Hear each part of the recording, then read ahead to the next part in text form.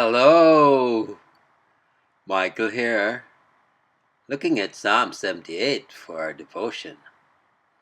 The psalm, which may be subtitled, Tell the Coming Generation. And today we're focusing on verse 63 down to verse 68 for our devotion. Let's go ahead and read those 6 verses. Verse 63. Fire devoured their young men, and their young women had no marriage song. 64. Their priests fell by the sword, and their widows made no lamentation. 65. Then the Lord awoke as from sleep, like a strong man shouting because of wine. Verse 66. And he put his adversaries to rout. He put them to everlasting shame. And verse 67. He rejected the tent of Joseph. He did not choose the tribe of Ephraim. And 68. But he chose the tribe of Judah, Mount Zion, which he loves.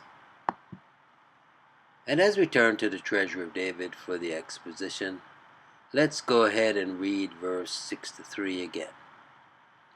The fire consumed their young men, and their maidens were not given to marriage. The fire consumed their young men, as fires slew Nabal and Abihu literally, so the fire of divine wrath fell on the sons of Eli, who defiled the sanctuary of the Lord, and the like fire in the form of war consumed the flower of the people, and their maidens were not given to marriage. No nuptial hymn or song. The bride lacked her bridegroom.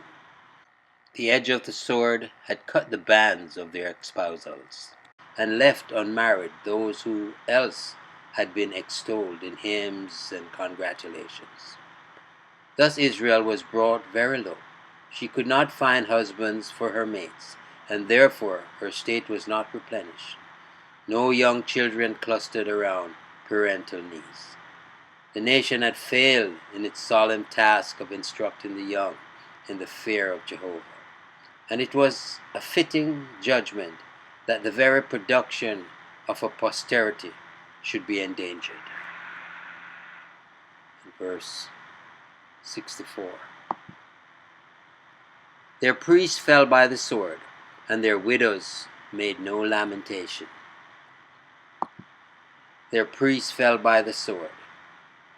Hophni and Phinehas were slain.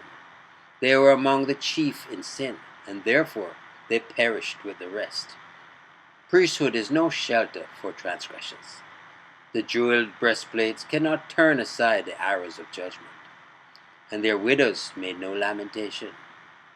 Their private griefs were swallowed up in the greater national agony, because the ark of God was taken. As the maidens had no heart for the marriage song, so the widows had no spirit, even to utter the funeral wail. The dead were buried too often and too hurriedly to allow of the usual rites of lamentation. This was the lowest depth. From this point, things will take a gracious turn. Verse 65. Then the Lord awakened as one out of sleep, and like a mighty man that shouteth by reason of wine. The Lord had wakened as one out of sleep. Justly inactive, he had suffered the enemy to triumph, his ark to be captured, and his people to be slain. But now he arouses himself. His heart is full of pity for his chosen, and anger against the insulting foe. Woe to thee, O Philistia! And now thou shalt feel the weight of his right hand, waking and putting forth strength like a man who has taken a refreshing draught. The Lord is said to be a mighty man that shouteth by reason of wine. Strong and full of energy, the Lord dashed upon his foes, and made them stagger beneath his blows. His heart, from city to city, went as an avenger rather than as a trophy, and in every place the false gods fell hopelessly before it. And verse 66. And he smote his enemies in the hinder parts. He put them to a perpetual reproach. He smote his enemies in the hinder parts. The emerods rendered them ridiculous, and their numerous defeats made them yet more so. They fled, but were overtaken and wounded in the back to their eternal disgrace. He put them to a perpetual reproach. Orientals are not very refined, and we can well believe that the hemorrhoids were the subject of many a taunt against the Philistine, as also were their frequent defeats by Israel, until at last they were crushed under, never to exist again as a distinct nation. In verse 67.